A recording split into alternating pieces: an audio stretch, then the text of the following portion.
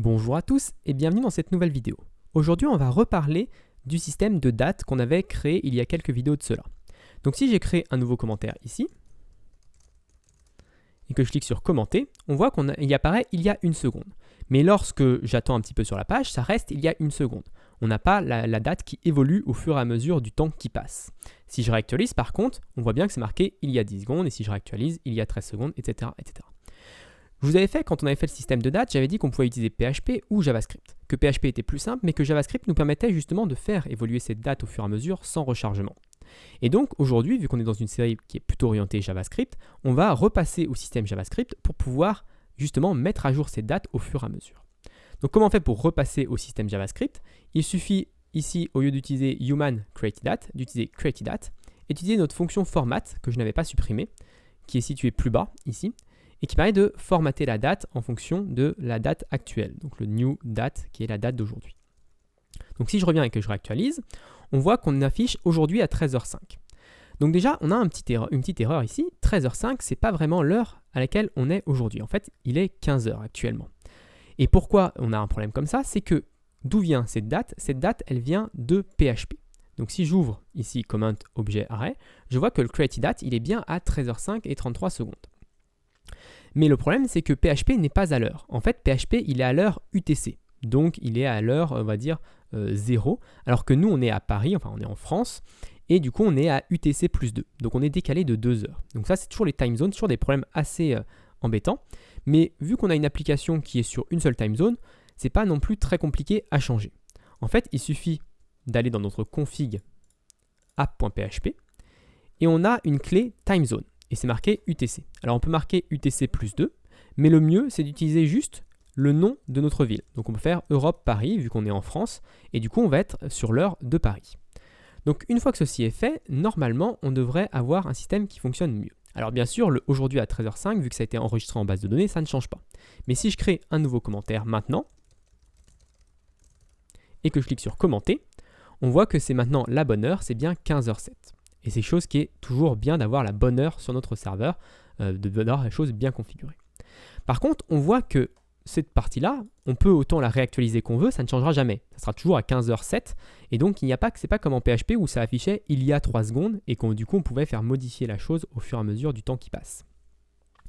Alors, pour pouvoir tester un petit peu les choses et pour voir quelque chose d'un peu plus sympa, on va changer justement ça. Comment on change ça? Et bien en fait, on utilise la fonction format relative actuellement de datefns. Et en fait, il y a une autre fonction qui s'appelle format distance qui fait un petit peu plus ce que l'on veut. Donc si j'écris format distance aux deux endroits et que je réactualise, cette fois-ci, on voit environ 2 heures et 1 minute. Donc c'est un petit peu déjà plus agréable. On va pouvoir avoir 1 minute, 2 minutes, 3 minutes, etc. Donc bien sûr, il faut rajouter le il y a avant pour que ce soit un petit peu une phrase correcte. Donc je vais monter dans mon template ici. Et je vais pouvoir écrire il y a, espace, et si je réactualise, je vois il y a environ 2 heures, il y a 1 minute. Et donc ça c'est parfait. Par contre, on voit que ça ne change pas. Le il y a 1 minute, il reste il y a 1 minute et il ne passera jamais à il y a 2 minutes. Alors pourquoi ça? Parce que Vue.js c'est quelque chose d'assez intelligent et il ne va pas recalculer ce format s'il n'y a rien qui change. En fait, cette fonction format, il l'appelle une seule fois lorsqu'on crée le composant et ensuite il ne l'utilise plus, il ne la touche plus. Alors comment on fait pour lui dire de recalculer le format? En fait, Vue.js va savoir observer quels ont été les attributs qui ont été demandés lors de ce format. Et si un des attributs change, par exemple si date change, et ben dans ce cas-là, il va recalculer le système, il va recalculer le format de distance. Mais le problème, c'est qu'il n'y a que date qui change actuellement, enfin il n'y a que date qui est dans cette fonction format, et elle ne change jamais. La date, c'est la date de création du post, enfin du commentaire, et elle ne change jamais. Ce qui change, c'est le new date en fait. Le new date, c'est la date actuelle, aujourd'hui. Et ça évolue toutes les secondes, enfin, c'est le temps qui avance, donc c'est quelque chose qui évolue. Mais actuellement, c'est juste un new date, on crée une seule fois, une première fois la date à un instant T, et ensuite on ne la modifie plus. Donc nous, on va vouloir modifier cette date au fur et à mesure que les secondes passent. Et pour faire ça, on va déjà l'enregistrer dans notre data. Ça sera beaucoup plus simple pour pouvoir la manipuler et la changer. D'ailleurs, c'est la seule solution. Donc je vais créer une nouvelle clé data qui va s'appeler now, qui va être new date. Ensuite, je vais utiliser ici, à la place de new date, je vais utiliser this.now. Alors maintenant, normalement, tout fonctionne de la même manière. Si je réactualise, on a toujours la même chose, il y a 3 minutes, donc ça fonctionne bien. Et si je vais dans comment, on voit que j'ai ma clé now ici, qui est à 15h10 et 14 secondes. La chose, c'est que cette date now, elle n'évolue pas, elle ne bouge jamais. Donc même chose, on revient au même problème qu'on avait au début, c'est-à-dire que vu que ça ne bouge pas, Vue.js n'a pas de raison de recalculer ce système-là. Donc pour le faire changer, comment on va le faire? On peut utiliser du JavaScript basique. On a une fonction en JavaScript qui s'appelle setInterval qui permet de faire modifier, d'exécuter une fonction toutes les X secondes. Donc on va utiliser cette fonction. Cette fonction, on va l'appeler dans Mounted pour pouvoir qu'elle soit créée lors de l'exécution du programme. Et donc du coup, je vais faire setInterval. Le premier paramètre de cette fonction, c'est une fonction anonyme, donc une fonction qui va être exécutée justement. Et le deuxième paramètre, c'est le temps, c'est le nombre de secondes, toutes les X secondes que l'on veut exécuter cette fonction. Donc moi, je vais dire 1000 pour dire une seconde. Donc c'est toutes les secondes, cette fonction va être exécutée.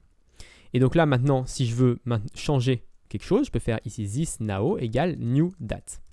Donc toutes les secondes, on va changer la valeur de now. Si je reviens sur Vue.js et que je réactualise, que je reclique sur Comment, on voit ici que ça s'actualise. On voit 15h11.27, 15h11.28, 15h11.29. Donc c'est exactement ce qu'on veut. Et derrière, Vue.js va recalculer du coup il y a 4 minutes. Alors le problème, c'est qu'il va falloir attendre 60 secondes pour qu'on voit il y a 5 minutes s'afficher. Donc je ne vais pas vous embêter avec ça, je vais plutôt tricher, on va dire, je vais faire bouger now d'une manière pas une seconde par une seconde, je vais le faire bouger 10 secondes par 10 secondes. Alors comment on va faire ça? Je vais utiliser une autre fonction de datefns qui s'appelle add seconds. Et donc toutes les secondes, je vais add seconds à this now et je vais ajouter par exemple 10 secondes. Donc toutes les secondes, j'ajoute 10 secondes à la date actuelle. Donc ça veut dire qu'on va avancer, on va aller dans le futur et donc ça va aller comme si le temps avançait beaucoup plus vite. Donc c'est juste un petit peu pour débugger. D'ailleurs, on voit ici qu'il y a bien il y a 5 minutes, alors que je n'ai pas réactualisé la page, donc il y a bien il y a 5 minutes qui a changé. Mais pour vous montrer plus précisément, on va le voir avec ça. Donc si je reviens avec Comment, ici, on voit maintenant que ça avance 10 secondes par 10 secondes. Donc ça va beaucoup plus vite. Et donc on voit maintenant le il y a 6 minutes qui vient d'apparaître. Et si j'avance encore un petit peu, il y a 7 minutes, voilà. Toutes les 6 secondes, du coup, vu qu'on a fait 10 secondes par 10 secondes, toutes les 6 secondes, on va avoir le compteur qui va s'incrémenter. Donc ça fonctionne plutôt bien. Donc bien sûr, avant de commit et de valider la vidéo, il faut qu'on replace ça par new date, parce que c'est ce qu'on veut réellement. On ne veut pas que le temps avance 10 secondes par 10 secondes. Pour les utilisateurs normaux, on veut que ça avance normalement. Donc voilà pour cette vidéo. J'espère qu'elle vous a plu. Si elle vous a plu, n'hésitez pas à vous abonner et à la partager. Et moi, je vous donne rendez-vous très rapidement dans une autre vidéo sur Laravel et Vue.js.